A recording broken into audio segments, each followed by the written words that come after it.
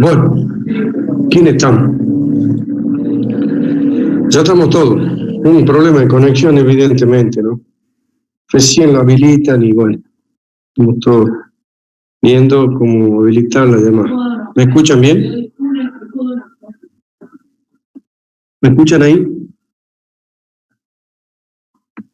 Sí, Buenas tardes, ingeniero, sí se le escucha. Bueno, recién podemos entrar. Sí, pedimos disculpas, organización interna. La próxima iniciaremos puntualmente, perdón. Bien, gracias. Ya lo vamos a solucionar para la próxima y estaremos bien con la clave y demás, así podemos hacer la clase bien. ¿Me escuchan todos los otros alumnos? Sí, profe. Sí, profe. Bien. Bueno. Sí, está bien. Ahí vi. Estamos con el chat bien, así que...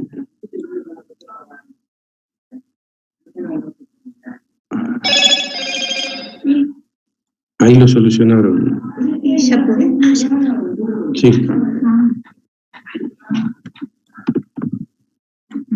Bueno, ya estamos todos. Bien.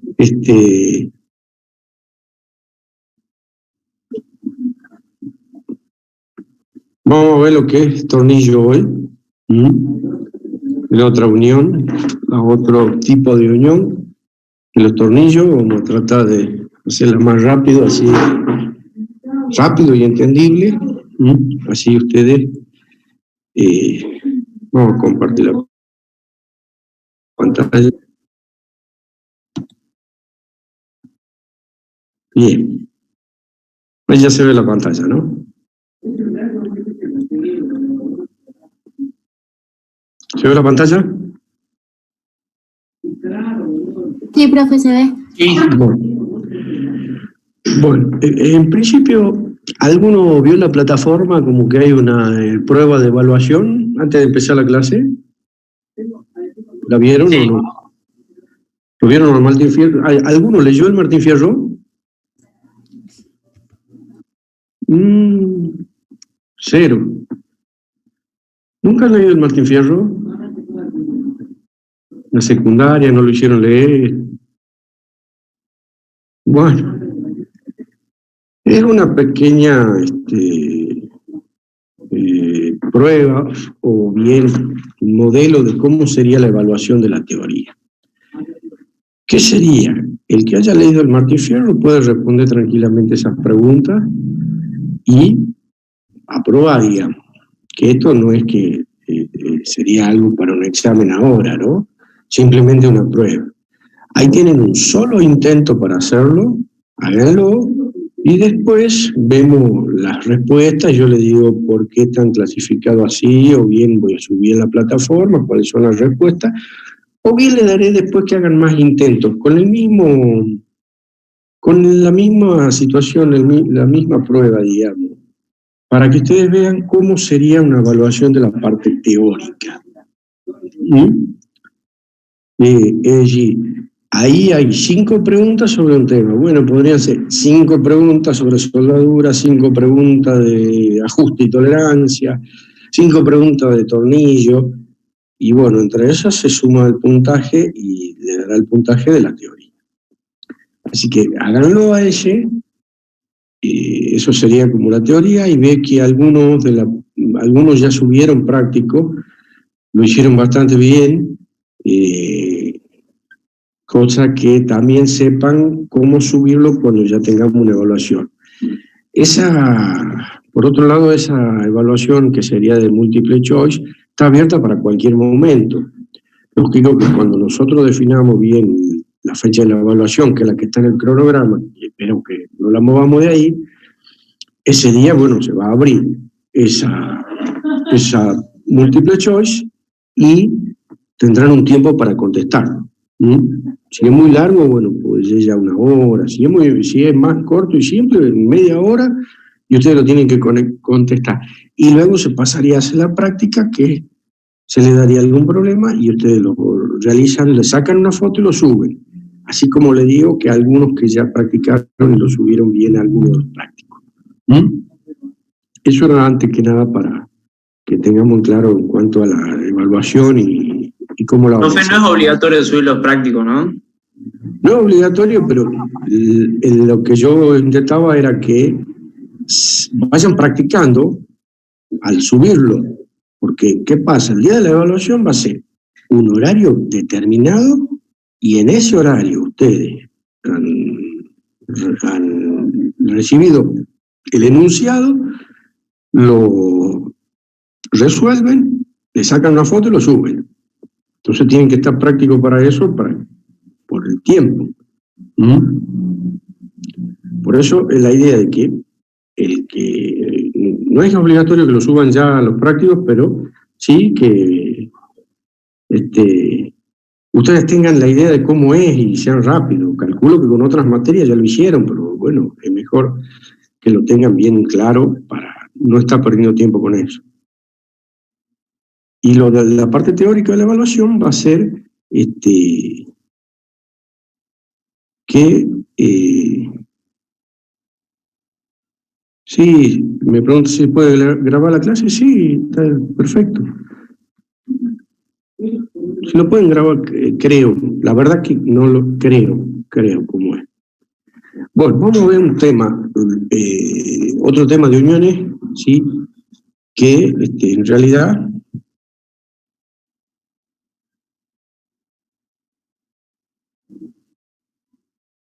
yo tengo que dar la autorización para que se grabe la clase. ¿A dónde tendría que ir?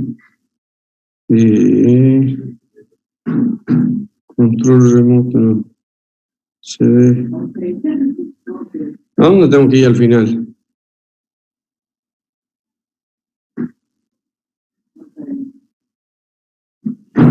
Grabar en la nube. ¿Se ve esa parte de la pantalla, no?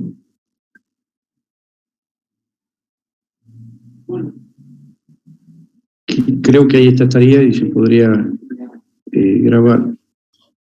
Ahí ya se está grabando, ingeniero. Bien, bueno, perfecto. Bueno, vamos entonces con el tema de hoy. Y bueno, vemos lo que está allí en la pantalla, dice uniones desmontables. ¿Cuáles serían estas? O bien, por ahí en algunos casos se diferencia entre lo que es desmontable con la chaveta, y a los tornillos se llama desarmable, por el hecho de que uno tiene que emplear más herramientas como para desarmar, ¿no?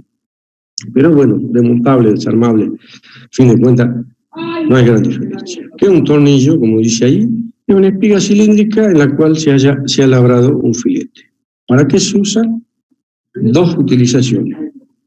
Una unión y para transmitir movimiento o potencia.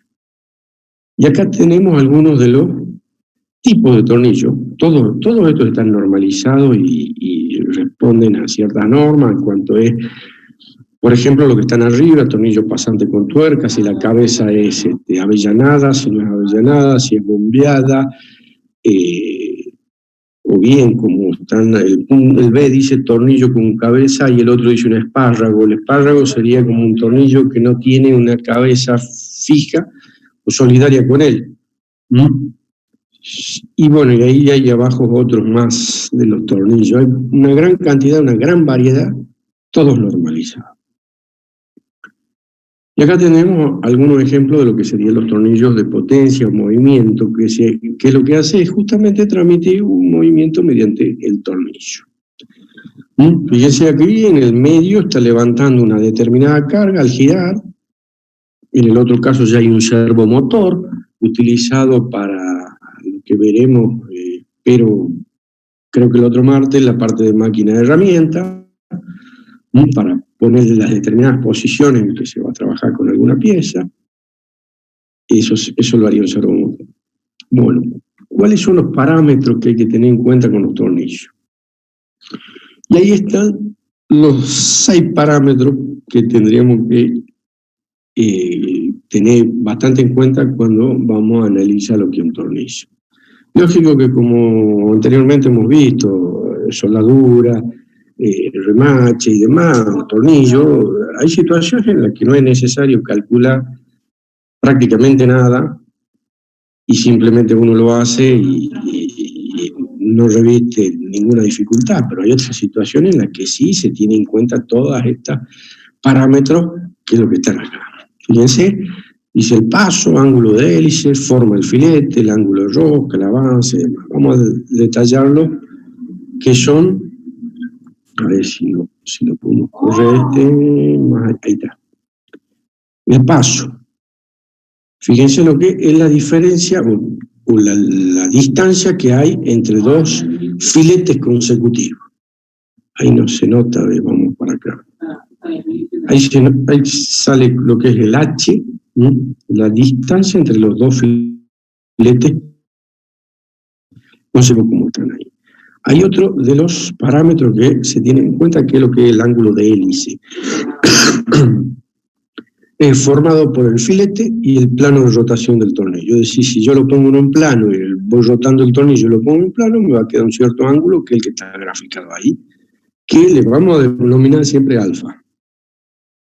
Ese sería el ángulo de hélice y está relacionado con el paso, con la ecuación esta que tenemos acá, tangente de alfa igual al paso sobre pi por diámetro, que sería el cateto adyacente, y el H el cateto opuesto. Bueno, ahí tenemos algunos de los tipos de rosca, o los principales tipos de rosca. Fíjense, la primera es una rosca triangular, es decir, uno hace un corte transversal o longitudinal, sería longitudinal, y la primera tenemos la triangular, que es lo que se utiliza en los tornillos de unión. Las otras que están ahí, fíjense, la forma, tienen una forma trapezial, rosca de sierra, hay otras redondeadas, filete cuadrado, y todo ello está normalizado. Más que nada las triangulares, fíjense en el caso de la triangular, donde están los tornillos de unión, fíjense todas las medidas que se tienen en cuenta ahí. Rosca métrica, ¿se ve esa pantalla? Perdón. ¿Se ve esta otra pantalla? Sí, profe. Bien. Lo que pasa es que lo desarrollé mejor aquí. Acá está. Sigamos con lo mismo. Teníamos este tipo de rosca. Bueno, la única, la triangular, se utiliza en unión y los otros se utilizan para movimiento. Lo que pasa es que esto está sacado en la introducción que hay en el trabajo práctico, y ahí está un poquito, por ahí algunas descripciones mejores que lo que dejé como la cartilla, ¿no? Fíjense, ahí tenemos una trapezial, una diente de sierra, una redondeada. Acá abajo se detalla un poco los usos que son para cada una. Y fíjense, en estos casos son 30 grados. En la rosca métrica, en la rosca triangular, y que da bajo normas IRAM métrica, tiene 60 grados esa diferencia entre ese ángulo formado entre las dos partes de cada uno de los dientes. Ahí está la designación de cómo es, ¿sí? Como se dice, por ejemplo, acá dice un M20 por 1,5. ¿Qué quiere decir? Que una métrica, el M de métrica, 20 milímetros, 1,5 el paso. Y como también se utilizan mucho los tornillos, digamos, de normas inglesas,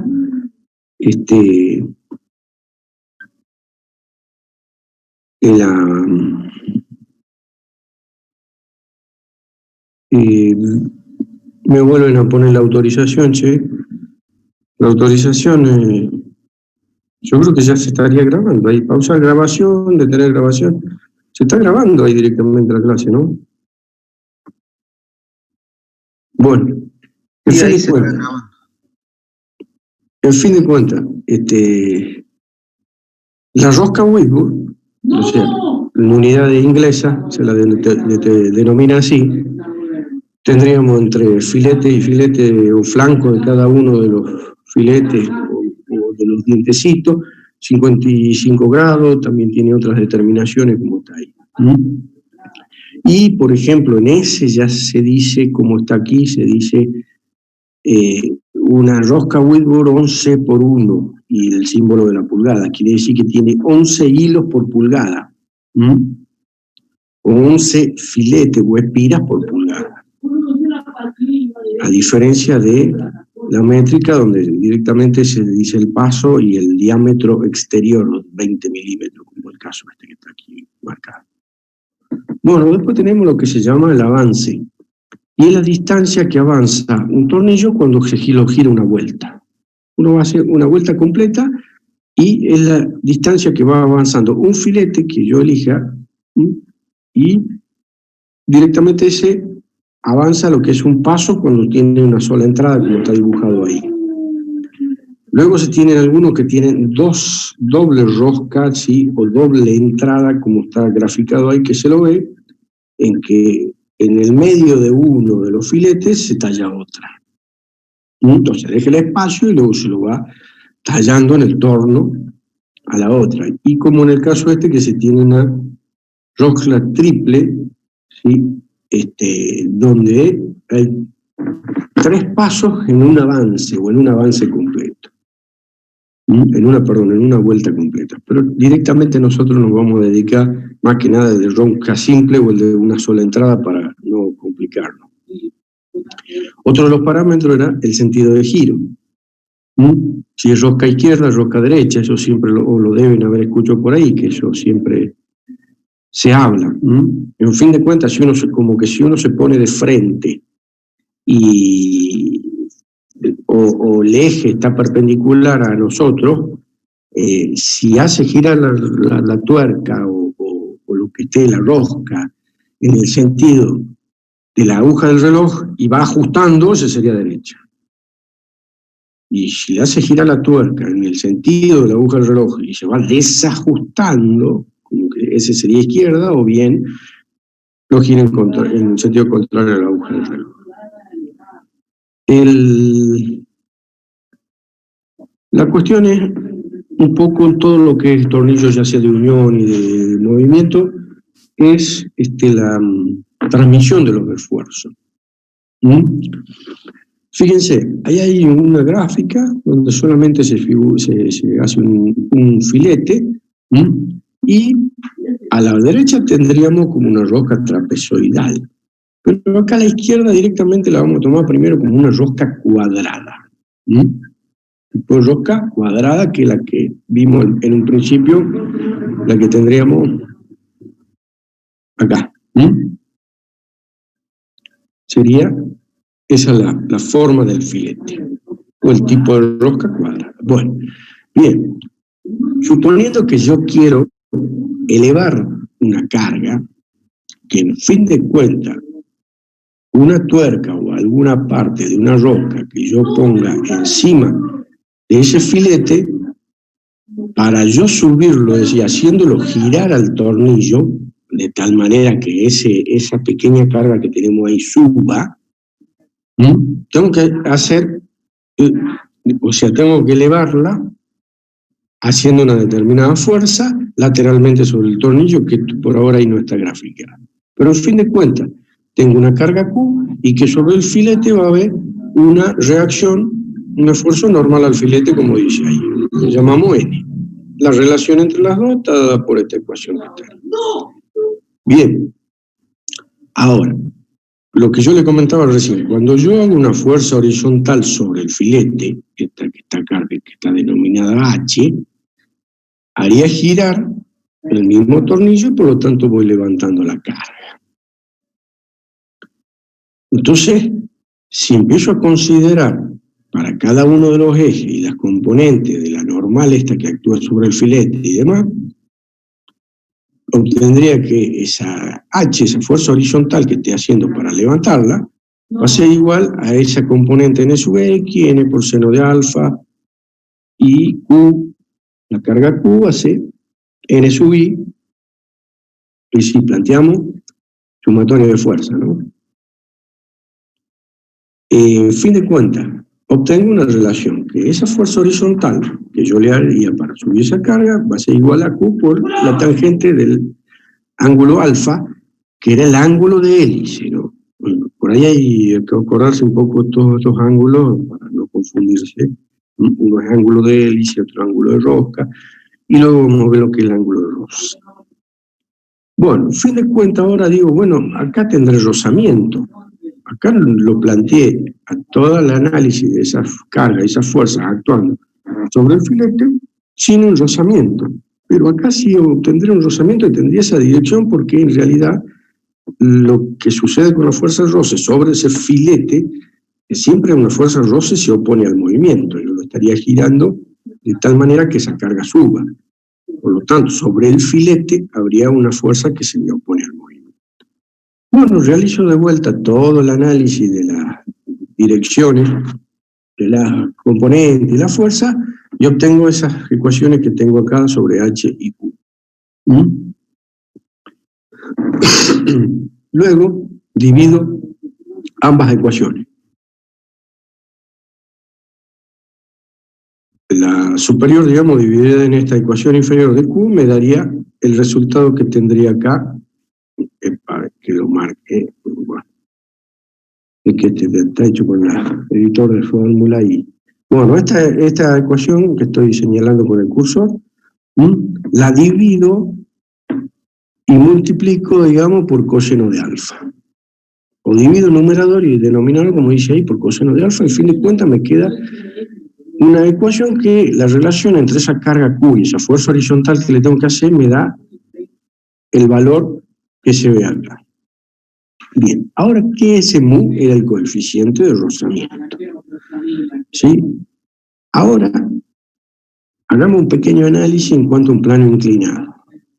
Yo tendría un plano inclinado, le pongo cualquier cuerpo que esté ahí arriba, y a ese plano, o bien, sí, a ese plano, que podría ser cualquier cosa que nos podemos imaginar como una tabla, la voy subiendo y la voy elevando. Cuando yo empiezo a inclinarla, y voy subiéndola a un pequeño ángulo, ¿sí? A ver dónde estoy, ahí. Voy subiendo un pequeño ángulo, elevándola, y la carga esa no se mueve. Llega un punto en el que la sigo girando, la sigo elevando, y ya se va a mover y se va a desplazar esa carga. A ese ángulo, entre esas dos piezas, es decir, se le llama el ángulo roce. Digo entre esas dos piezas porque siempre el coeficiente del roce depende de la naturaleza de las piezas. Entonces, en fin de cuentas, ese ángulo phi es el ángulo tal que en un cuerpo, en un plano inclinado, comenzaría a moverse por gravedad, como dice ahí. Entonces, si yo relaciono vamos acá, consideración del ángulo roce, si yo vuelvo al plano inclinado que tenía, ¿sí? Y fíjense, haciendo un análisis de todo esto, tendría que va una fuerza normal en la que se aprieta este cuerpo contra la superficie plana. Va a generar una fuerza de roce cuando esto comienza, bueno, hay una fuerza de roce estática, pero va con una fuerza de roce cuando comience a moverse. Va a ser una fuerza de roce dinámico y tendría un coeficiente de roce dinámico y sería distinto. En fin de cuentas, hago la descomposición del peso, me va a dar la componente en I, digamos, la llamaría N, peso X, relaciono todas esas componentes, y digo, bueno, peso X va a ser igual a mu por peso Y. Según todo este análisis que puse aquí, después lo analizan bien y lo ven bien, que, fin de cuentas, saco que ese mu me va a dar igual al seno de phi sobre el coseno de phi. De hecho, es un análisis un análisis de las fuerzas que actúan en un plano inclinado. Cuando yo llego a seguir inclinándolo hasta que se mueve, bueno, ese es el ángulo phi que lo considero como la tangente de phi, porque el seno sobre el coseno sería la tangente de phi igual a ese coeficiente de roce que estaría acá. Volvamos al análisis anterior. Yo tenía acá un mu, tangente de alfa más mu, menos 1, menos mu con tangente de alfa, de todo el análisis que había hecho sobre la fuerza del tornillo. Bien, ahora lo reemplazo a ese mu por la tangente de alfa. Lo pongo en esta ecuación Y si nos vemos relaciones trigonométricas de matemática, fíjense que dice tangente de A más menos B me va a dar todo el valor que tendría acá en la parte derecha de esa ecuación, con lo cual tengo lo mismo acá arriba. En fin de cuentas lo puedo poner que H sobre Q va a ser igual a la tangente de alfa más phi. O bien que H es igual a Q por la tangente de alfa más phi. O sea que la fuerza horizontal que yo tengo que hacer como para subir una carga Q en un tornillo va a ser justamente igual a Q por la tangente del ángulo de hélice de la rosca, digamos, de la rosca, de hélice, más el ángulo de roce. Tendría ya una relación. Ahora, ¿qué pasa? En principio partimos de que el tornillo era una rosca cuadrada. Esto era un filete cuadrado. Ahora, supongamos que no sea cuadrado y que sea trapezoidal, como está acá. Entonces, al fin de cuentas, tengo que sacar la componente. Acá se nota como sale como un N1, que sería la componente inclinada ya en la dirección del eje del tornillo. Que si lo reemplazo va a ser por el ángulo, la mitad de ese ángulo de rosca, que era beta. ¿Sí? Este ya es el ángulo de rosca.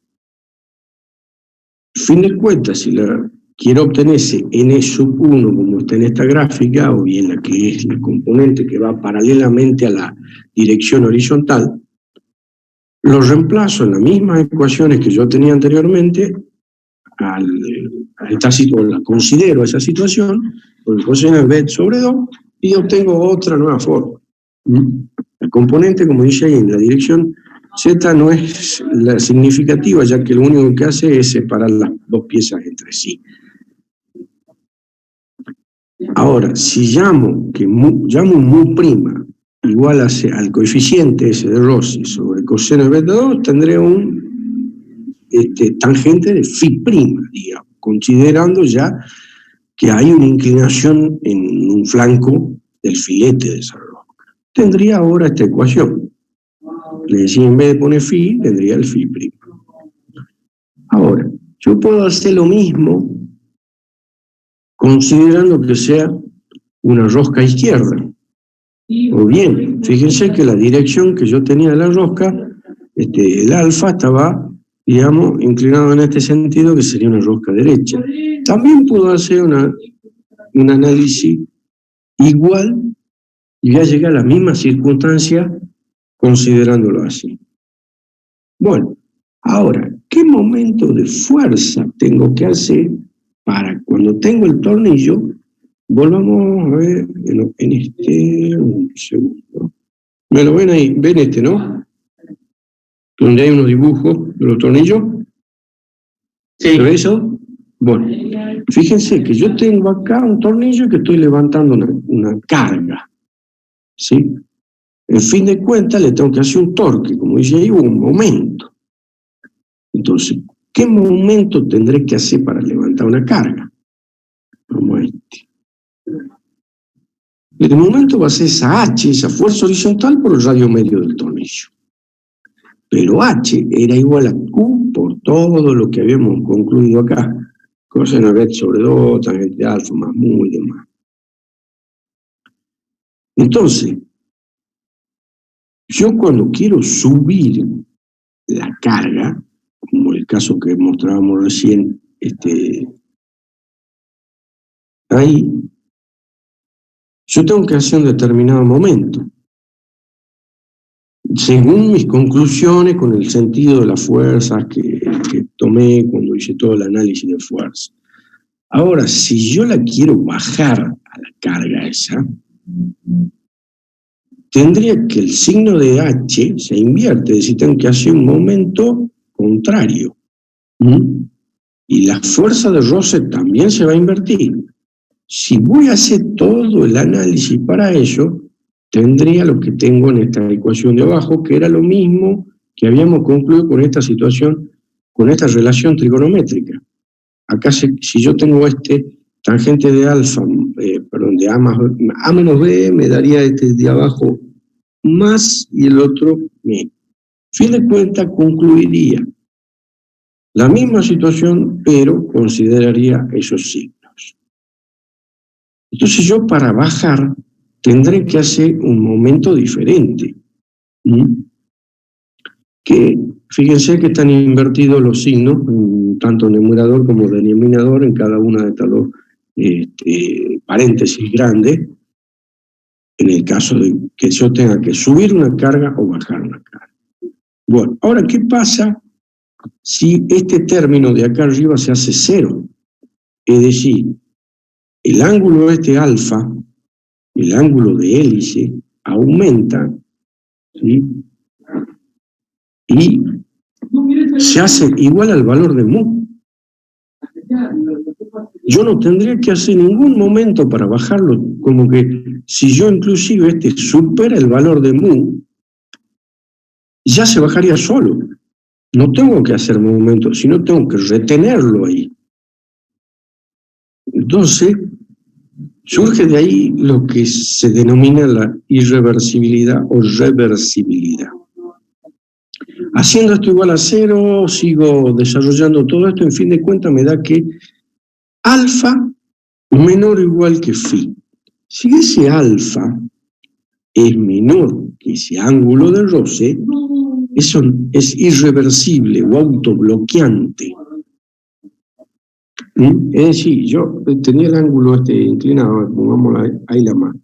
Si ese alfa no supera el ángulo en que se caería sola esa pieza, ¿sí? O estaría por acá, ¿sí? Es irreversible o autobloqueante, lo que se conoce, que alguna vez, por si habrán ido a una ferretería, le han dicho que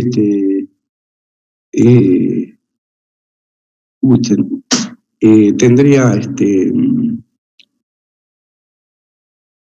o le dirían, ¿qué quiere usted, un tornillo autobloqueante o no? Y esa es la situación, un tornillo que sea reversible, o sea, irreversible en ese caso, o no.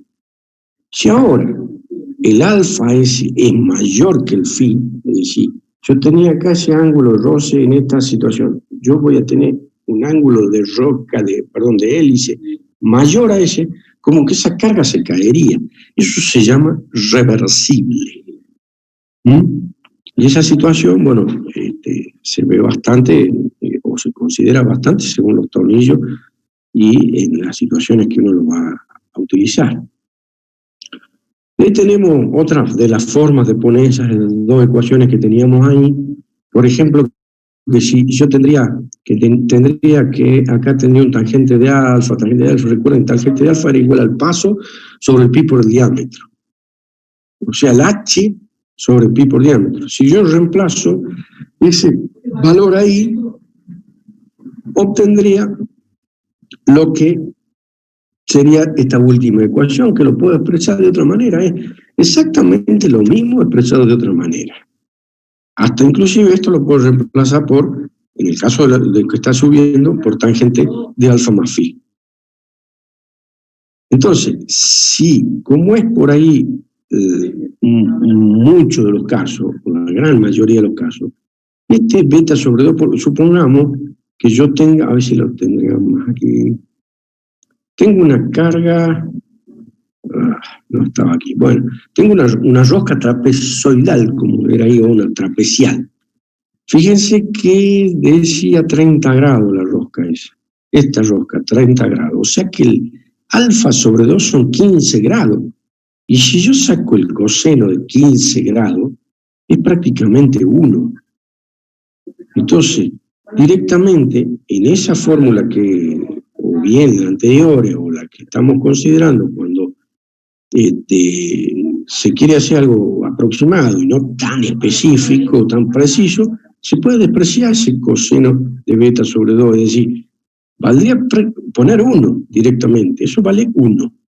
Y acá, bueno, pongo, si beta vale 0, que sería una cuadrada, me quedaría en esa ecuación, esto. Beta vale 0, si el coseno es 0, es 1. Y que muchas veces, siendo otro tipo de rosca, se la puede, digamos, despreciar ese valor. Bien, Vamos a ver los esfuerzos sobre los tornillos. Vamos a hacer una cosa acá.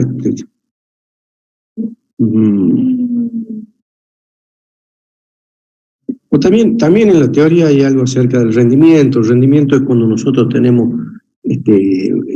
ciertos movimientos y en fin de cuentas cuánto le damos y cuánto obtenemos. Siempre un rendimiento va acerca de eso. Es decir, lo que yo obtengo sobre lo que yo le doy, ya sea en momento torsor, en potencia, o acá lo puse como que sería, si yo tengo, el caso real es donde hay un rozamiento, sería que H, Q, digamos, una carga bastada entre H, tangente de alfa más phi, o phi prima, si fuese otro tipo.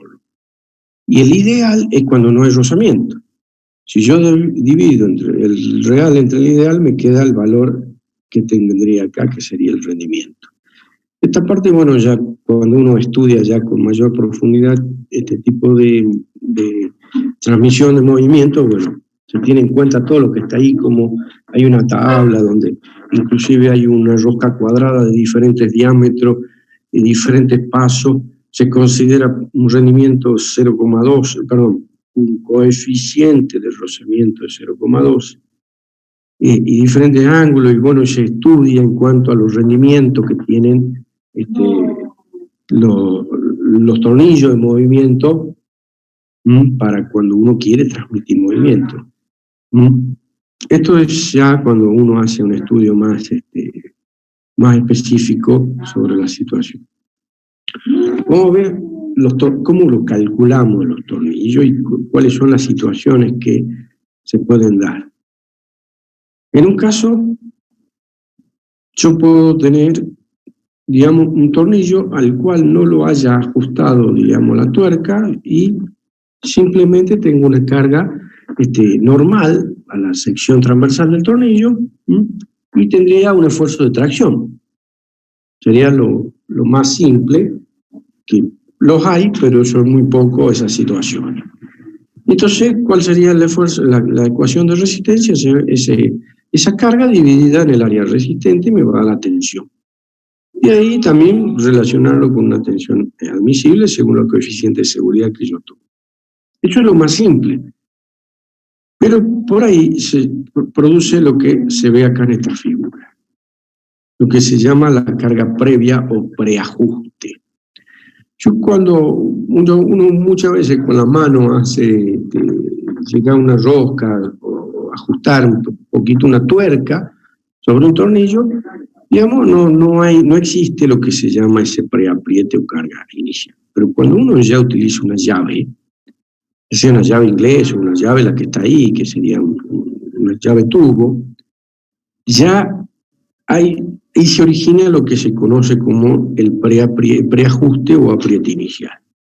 Él puse un dibujo como que la parte que no pertenece al tornillo, ¿sí? Sino, o sea, lo que yo estaría ajustando, esta parte, se va a comprimir cuando yo esto lo empiece a ajustar. Pero el tornillo se va a alargar.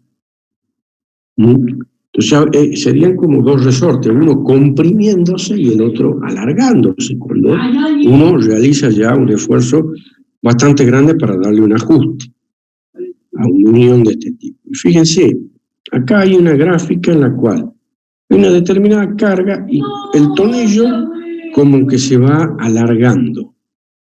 Este sería delta del tornillo, se va alargando según la carga que yo le voy dando. Y la chapa o la placa que se va a ir comprimiendo según también esa carga que yo le dé a esa unión. Entonces, bueno, juntemos los dos gráficos. Yo le hago una determinada carga, ¿sí?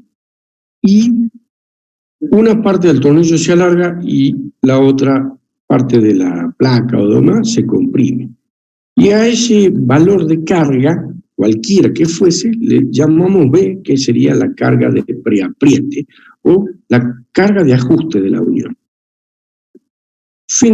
Bueno, este está un poquito más, mejor explicadito así en la parte del práctico, donde hay una parte de teoría. Pero bueno, lo miremos un poco, en fin de cuentas, ¿qué pasa? Si yo ya apreté un tornillo, ¿sí? Ya tiene una determinada carga de preajuste o preapriete. Encima le doy otra carga. ¿Dónde estaría Acá. Yo tengo apretado, digamos, el tornillo, lo ajusté con una llave y demás, y después encima le sumo otra carga, como está esa carga P ahí de tracción que habría. Entonces, ¿qué pasa? El tornillo se va a seguir alargando. ¿Quién sufre acá? ¿Quién es el que principalmente se alarga? Son el tornillo y yo, y en fin de cuentas, lo que se comprime de la parte de la placa, como que es menor, y llega a una fuerza de ajuste de la unión que le llamaríamos ahí, como dice, B'. Este puntito que sería B'. Y ese nuevo preapriete que tengo, más esa carga, me daría la carga que hay sobre todo el tornillo, que es el P sub 0.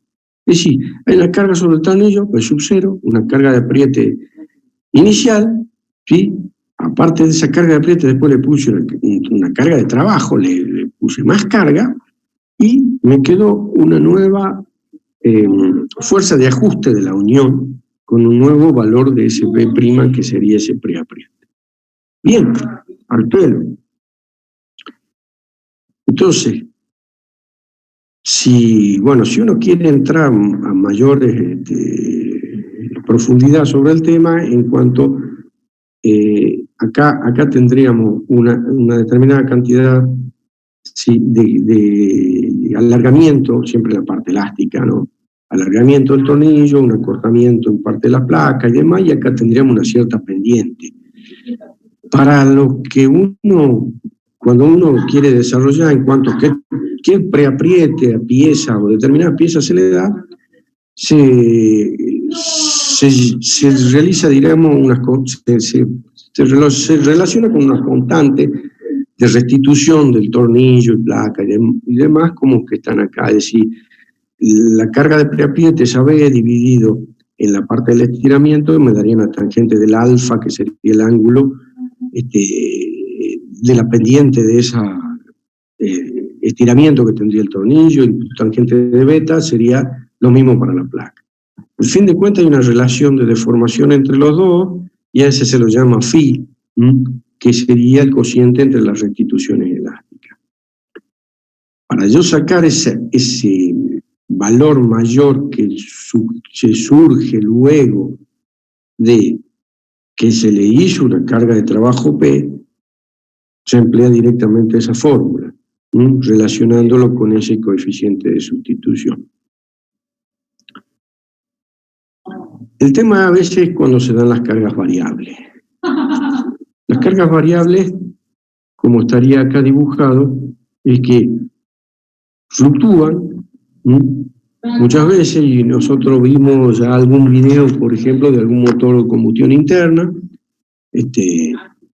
y en algún momento yo, para ajustar una de las piezas, por ejemplo, una tapa de cilindro con un bloque, realicé un cierto preapriete como el que tenemos acá, y bueno, el material del bloque, tanto el material de la tapa, nos va a dar las pendientes de las curvas y demás, pero ya el fabricante me dio, luego de haber hecho todo ese estudio, el valor ese del preapriete. Pero ¿qué pasa? Adentro siempre hay una explosión, se produce una explosión y un esfuerzo mayor. Hay un momento en que la carga sobre esa unión crece bastante, ¿sí?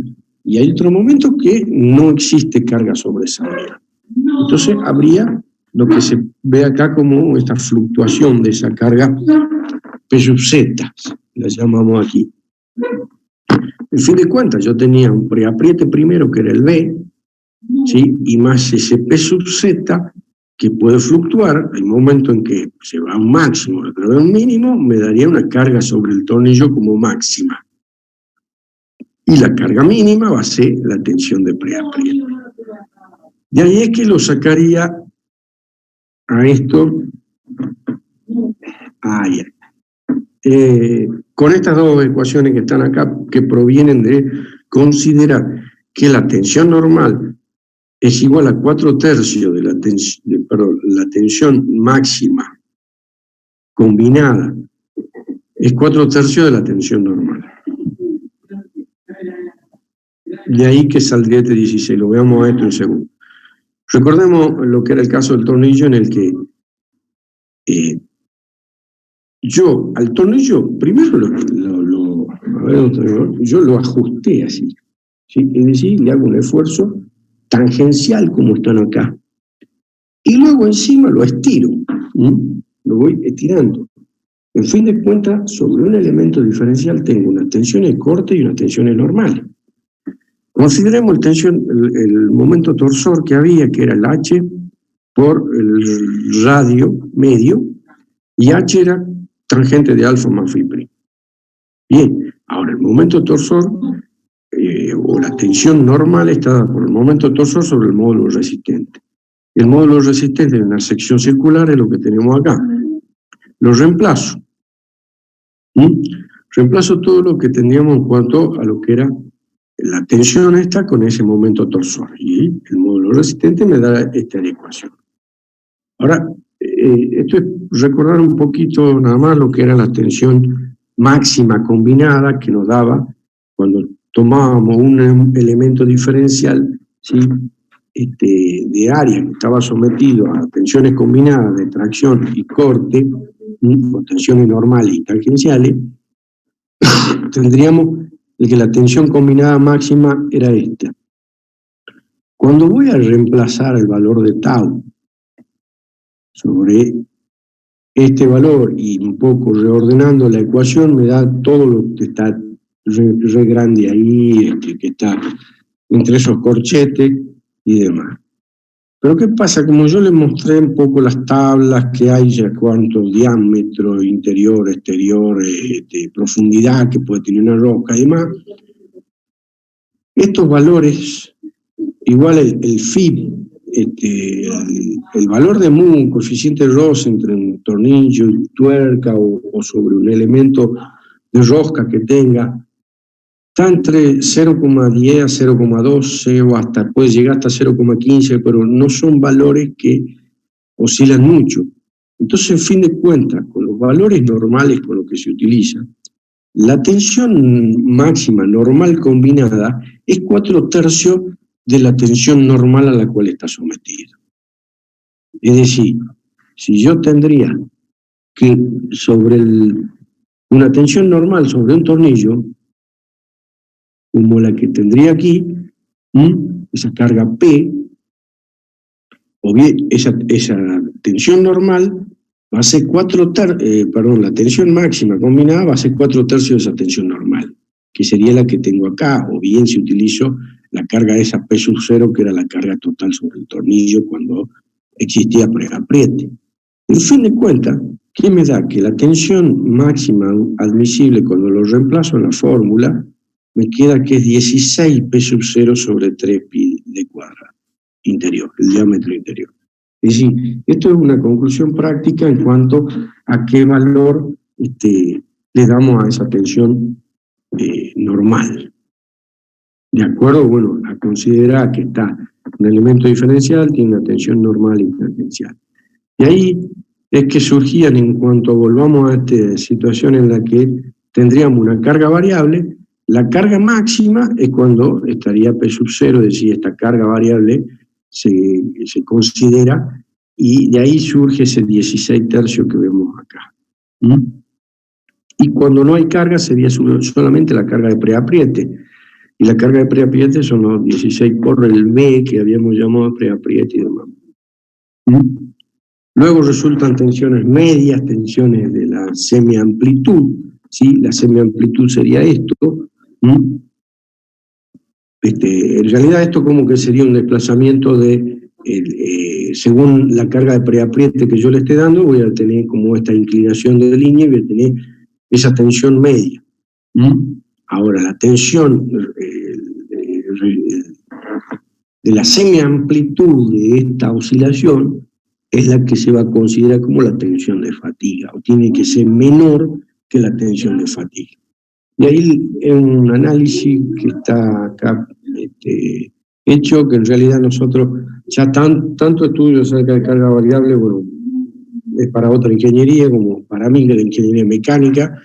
Para el ingeniero industrial es simplemente conocer que siempre hay un preapriete en uniones en las que están fuertemente ajustadas.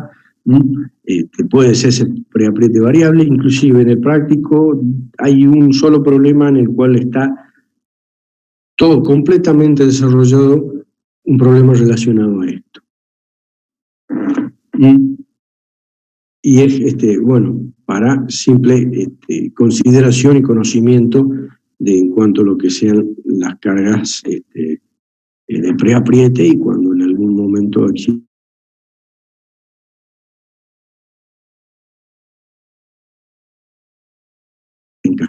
Después hay otro tipo de cálculos que uno hace. Recuerdan que habíamos iniciado todo esto con el tema de los cálculos de los tornillos de unión. Y es lo mismo que hemos visto con los remaches acá en este caso. Sería una simple cortadura, que es doble, ¿sí? Doble recubrimiento, o sea, doble cortadura en donde está actuando. También se puede hasta verificar el aplastamiento de la chapa, si hay algo así, como en un caso del remache. También por ahí si existen fuerzas de roce bastante elevadas, siempre se tiene que considerar que la fuerza esta de roce tiene que ser mayor que la AP para que no haya deslizamiento entre ambas placas. Y muchas veces consideremos por ejemplo. Muchas veces hay uniones, a ver si un segundo, vamos a ver. Hay uniones como lo que se conoce como la brida, que esto sería un acoplamiento rígido, que es lo que veremos después. Dentro, o bien, entre esas dos placas circulares que hay ahí, generalmente siempre se le pone un elemento plástico, un elemento elástico, bastante elástico, y que comúnmente, o por ahí se escuchó en algún momento que se dice manchón. Le pone un manchón, que manchen una goma, por ejemplo. ¿Para qué? Para que justamente cuando uno haga el cálculo y el análisis del tornillo, directamente ahí lo considera el corte, ¿sí? Y con esa tensión de corte o esa fuerza que estaría actuando perimetralmente sobre todo el lugar donde están ubicadas cada una de las tuercas. Y uno puede considerar, de acuerdo al momento torsor que se está transmitiendo, bueno, una fuerza que está distribuida uniformemente en estas cuatro tuercas, en este caso. Uno sería uno de los problemas. Pero, más que nada, ¿qué pasa? ¿Qué situación existe acá? Que entre ambas placas de acero o de material metálico más resistente, siempre se le pone un material elástico, de tal manera que no tenga preapriete el tornillo. Entonces es más simple y más rápido el cálculo y me va a durar mucho más un tornillo, si está justamente por ahí sometido a una tensión de corte y fatiga, que si estuviese con preapriete. Por eso en algunas uniones se utiliza se considera esa situación. Bueno, vamos a ver un poquito más, así no la alargamos mucho, de esto de los tornillos como transmisores de movimiento. Acá les puse algunos ejemplos, que hay como que sería una prensa, algunos de los valores que por ahí hemos considerado y que recuerden cuando hablo de la carga Q. Por ejemplo, acá yo quiero prensar algún material que disponga acá abajo, y bueno, voy a hacer un momento que va a estar P por R, y en fin de cuentas la carga Q que yo tenga que vencer, bueno, va a ser justamente la presión o la fuerza que yo le estoy haciendo para sostener algo ahí. Si lo quiero ver desde el punto de vista del trabajo desarrollado, es decir, va a ser Q por el paso, pues yo le doy una vuelta en el tornillo de una entrada, Q por el paso del trabajo va a ser igual a P por la fuerza P que yo hiciera acá por la distancia recorrida. Si lo quiero ver desde ese punto de vista, ¿qué fuerza tengo que hacer, por ejemplo, en una prensa, ¿sí? Sobre la manivela, como para ejercer una cierta carga P sobre algo que quiera sostener o prensar? Bueno, ahí habría una situación. Acá yo calculé todo lo que era sobre la parte de la rosca, es decir, qué momento tengo que hacer, que iba a ser el Q por radio medio, por la tangente del ángulo de hélice, el ángulo de roce y demás. Pero siempre sucede, o no siempre, sino la gran mayoría de las situaciones, que la rosca, o bien el vástago de la rosca, está apoyada en algún lado, que sería lo que vamos a ver también como cojinete después. Acá hay un apoyo, ¿sí? Y yo puedo hacer girar este tornillo que está acá para subir o bajar la tuerca que estaría aquí, que me puede llevar cierta carga. En la gran mayoría de las situaciones siempre hay acá yo tendría, en este caso, acá hay otra prensa. Yo acá tendría, en esta parte que señalo así con el cursor, la parte de la rosca. Bien, ahí el esfuerzo que yo tengo que hacer es ese que calculé anteriormente. Pero yo estoy girando este vástago, en esta parte ya es un vástago, no tendría rosca, y estoy apoyándolo sobre un cojinete que está fijo. Entonces, hay un rozamiento. Entonces, siempre tengo que considerar esa situación cuando, o como le decía, que generalmente siempre hay ese cojinete, o imagínense cómo está, por ejemplo, un tornillo con una arandela. Entre que uno va a ajustar algo y está la arandela fija, o bien la arandela se mueve solidaria esa cabeza, pero roza con la superficie que estamos apretando. O si no está fija, bueno, no está fija la cabeza del tornillo, sino que estaría fija a la superficie que estamos apretando, bueno, hay roce entre el tornillo y esa arandela. A fin de cuentas, hay un roce sobre un cojinete o una arandela, como llamamos, o acá le llamamos collarín, que nos va a impedir el movimiento. Ahora, ¿cómo sacamos esa fuerza de roce o cómo la calculamos para considerarla y tenerla en cuenta en caso de que tengamos un tornillo de movimiento y haya que, digamos, elevar carga, baja carga o demás? Y según eso, si yo considero, acá, por ejemplo, sobre este tope, que habría aquí, yo tengo la carga Q. Esa Q, por el coeficiente de roce, me va a dar la fuerza de roce perpendicular a la carga Q y en dirección contraria al movimiento. Ahora, esa fuerza de roce, que era Q, por ese coeficiente de rozamiento entre el tornillo y el collarín, si lo multiplico por ese radio del collarín, tendré el momento torsor que tengo que vencer por la fricción, como estaría marcado acá en este caso. Es decir, después de tantos cálculos que hemos hecho en cuanto a lo que es el tornillo y los ángulos y los coeficientes de roce y demás, por ahí hay situaciones en las que valor, sino muchas veces se dan las situaciones que este valor es bastante elevado y muy cercano a lo que sería el valor que yo tengo que darle para subir una carga, por ejemplo. Entonces se lo tiene que considerar cuando uno va a sacar un momento torsor para considerarlo en qué motor o qué potencia podemos poner para elevar carga o bajar carga. Entonces, una ecuación completa para cuando quiero subir una carga y tengo que considerar un collarín, ¿sí? O un cojinete, sería la que tenemos acá. La anterior que calculamos más esa parte del collarín. Por último, en fin de cuentas, la mayoría de las situaciones siempre hay cargas que siempre los tornillos quedan sometidos a una tensión de corte y una tensión o una tensión tangencial y una tensión normal. Y generalmente la ecuación para sacar un diámetro interior sería eso, a menos que si hay solamente corte, no sería esta ecuación, ¿sí? Como le comentaba el hecho de la orilla. Pero ¿qué pasa con la rosca? A mí me resistirá el esfuerzo. Es decir, si yo tomo la parte de la rosca y no el núcleo interior del tornillo, tengo que considerar que habría una fuerza distribuida ahí, esa misma carga Q se va a distribuir sobre esa superficie y me va a generar una cierta presión.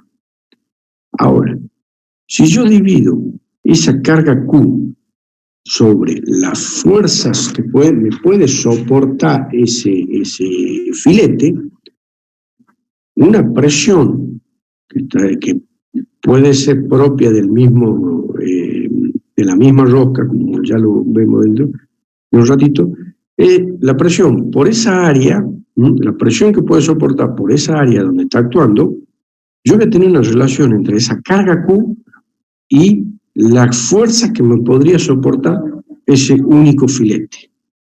Ya obtengo un valor Z, que generalmente es mayor que 1, es decir, Z es la cantidad de veces que está puesta o que está con la cantidad de filetes que hay en una unión roscada. Es decir, una tuerquita, imaginemos como por ejemplo una tuerca.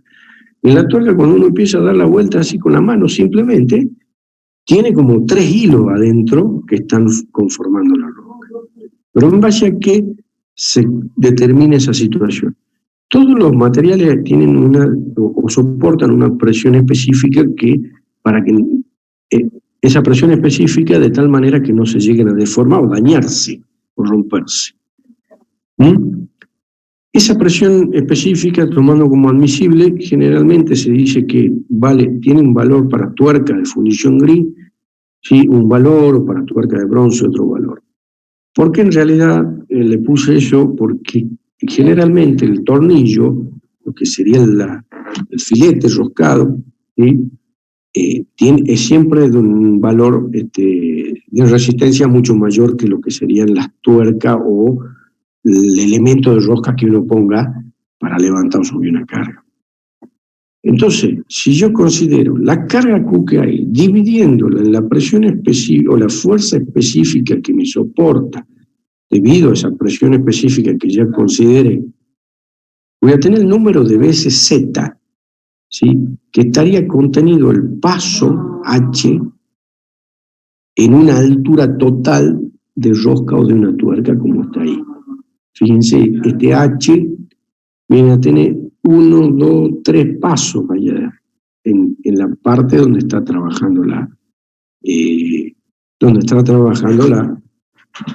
carga esa Q en el elemento, en el filete de rosca.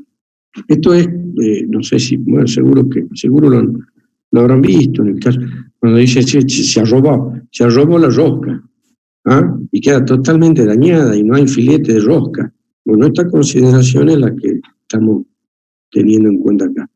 Es decir, una carga que puede soportar según el número de hilos y esa presión específica que tenga y las dimensiones que tenga ese hilo de rosca. Bueno, y ahí terminamos con lo que sería la teoría de esto. Luego, en la parte práctica, lo que hablaba un poco del tornillo que está, en el caso que está sujeto a carga variable y hay preapriete, todos los valores estarían dados en el mismo problema, está bien explicado ahí cómo sería la situación en consideración, y si puede haber algún problema así en alguna evaluación, bueno, esos valores tanto de preapriete o carga de trabajo se lo van a tener bien específicamente, porque lleva bastante a hacer el cálculo en sí, con qué torque lleva una determinada rosca o unión. Como mucho en el caso de los motores de combustión interna, como el de acá, una biela, que sería la parte, la biela la que va transformando ese movimiento rectilíneo en un movimiento circular, o de rotación en el cigüeñal. Y lleva un tornillo que en algún momento tiene una carga máxima y hay otro momento en la que no existiría carga. Pero más que nada sobre los tornillos de movimiento, bueno, siempre hay que tener en cuenta esta ecuación, si baja, si sube, cuáles son los signos que hay que tener acá, o consideraciones de todos los ángulos, y esos parámetros que hemos considerado antes. Bueno, ahí estaríamos ya con la que sería esta clase.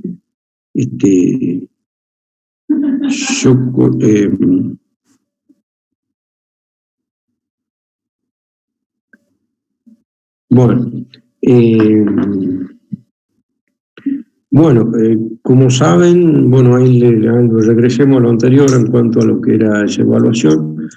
Háganlo a ese ejercicio que está ahí.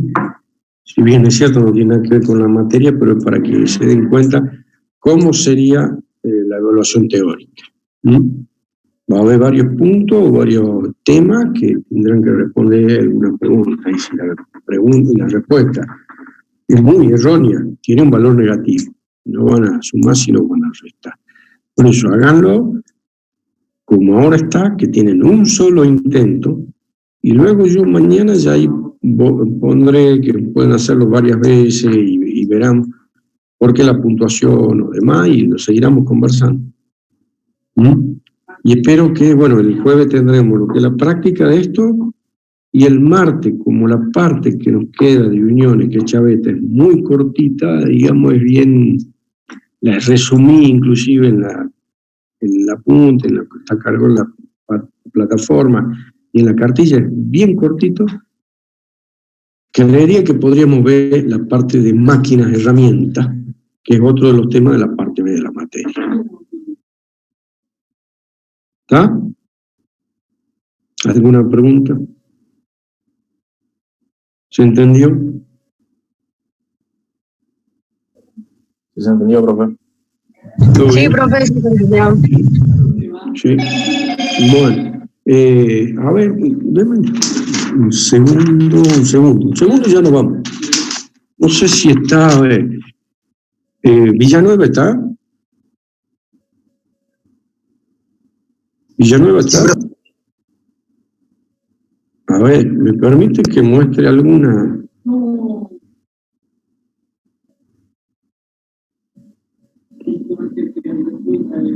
Está, a ver, vamos a compartir la pantalla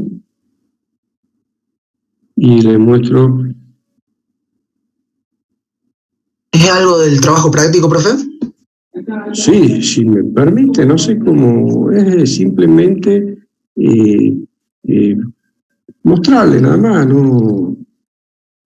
Yo lo estaba viendo, 27 estaba acá. Número 27.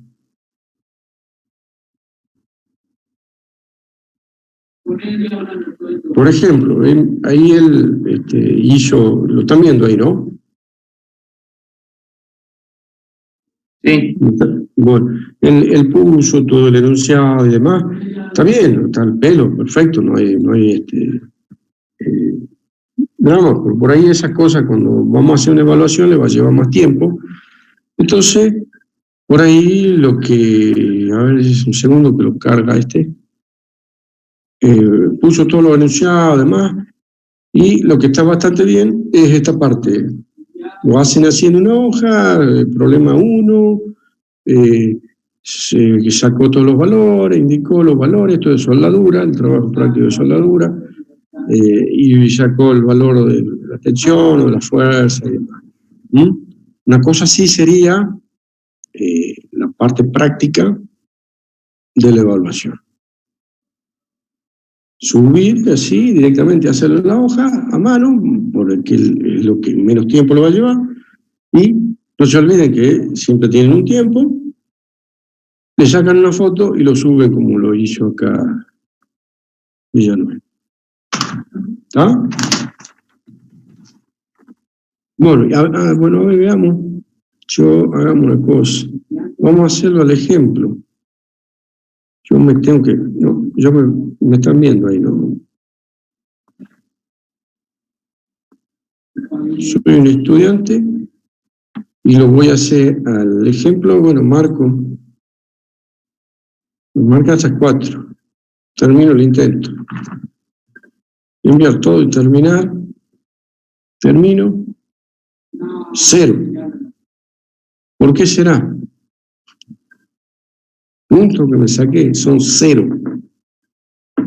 Porque hay respuestas acá que son incorrectas y me restan.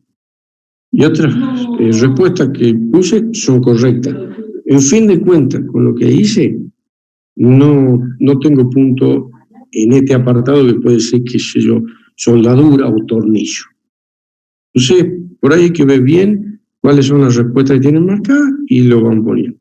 Y eso sería en cuanto a la... Profe, ¿le puedo hacer una consulta? Sí.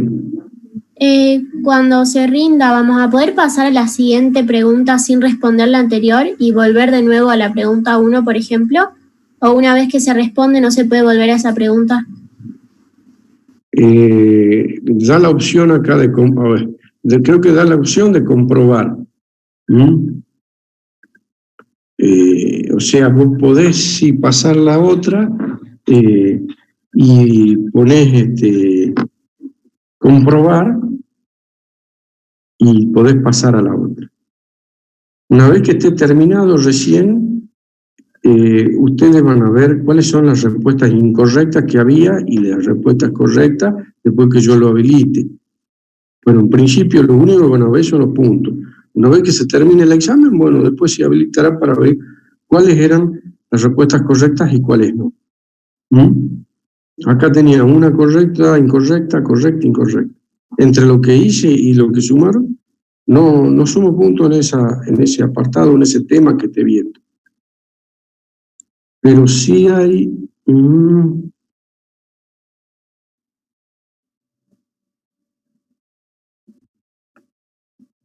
Bueno, no, ya lo tendría que ver después más tranquilo, pero sí lo podemos hacer así, a que se pase a una. Pero ustedes acá ya están viendo cuáles son las incorrectas, cuáles son las respuestas correctas. Al principio no lo van a ver. A lo que voy, profe, es que en algunas materias si respondíamos la pregunta 1 y pasábamos a la 2, no se podía volver a la pregunta 1. O si dejábamos la 1 sin responder y hacíamos las siguientes, esa 1 ya quedaba sin responder y no se puede volver a la pregunta. Esa era mi consulta. ¿En toda la materia pasó eso? No, es según el profesor. En una de las materias nos pasó.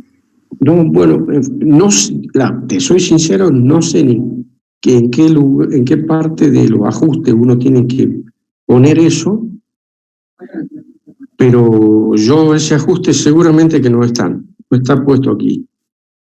O sea, de seguro que sí se va a poder hacer una u otra, porque muchos de los ajustes de todos los pasos que se piden aquí, yo directamente no los hago. Es muy simple lo que hago. Lo que sí es que algunas valen negativo y la otra valen positivo. Pero eso seguramente no va a quedar porque, no, te soy sincero, no sé ni en cuál de los ajustes que hay que hacer acá estaría esa situación, pero no la pongo nunca. Es decir, por lo menos de los exámenes anteriores que tomé así, no hubo ninguna situación en que me decían una cuestión de eso. ¿Sí? Gracias, Ahora, ahora les dejo, digamos, yo les dejo así, ustedes hagan una sola, un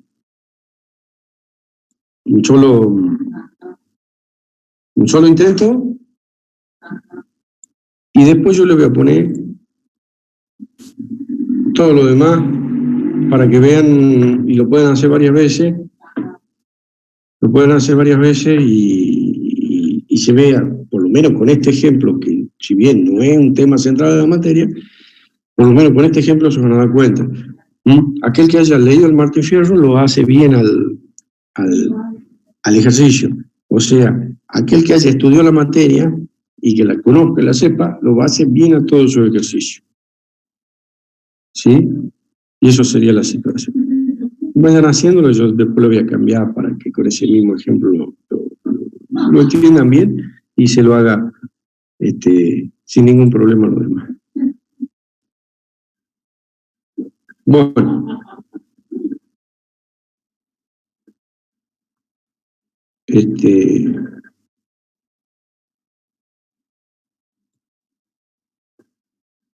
Eso era más que nada que les quería comentar acerca de ese tema. Y por eso yo creo que la semana que viene ya vemos el último tema de unión, que sería chaveta, y vemos una parte de la parte B, que sería la máquina de herramientas. Sobre eso no hay ninguna práctica, es solamente teoría y consideraciones generales. Pero que sí maneja bien los conceptos y demás de cada una de las máquinas. ¿Está bien? ¿Alguna pregunta?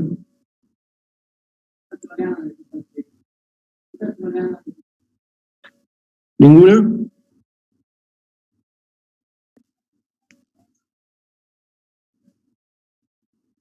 Bueno, concluimos entonces esta clase. ¿Sí? Respecto a lo que es la clase Zoom, esto es una clase Zoom de la universidad. Hubo alguna situación en la que yo ya la había pedido, había considerado todo en cuanto al horario y toda pero por ahí no sé quién no la habilitó, se olvidaron, no sé, pero ya la clase que viene vamos a hacer todo así con Zoom, a menos que tengamos un día miércoles que lo hagamos con un Google Meet o un Zoom ya particular. ¿Sí?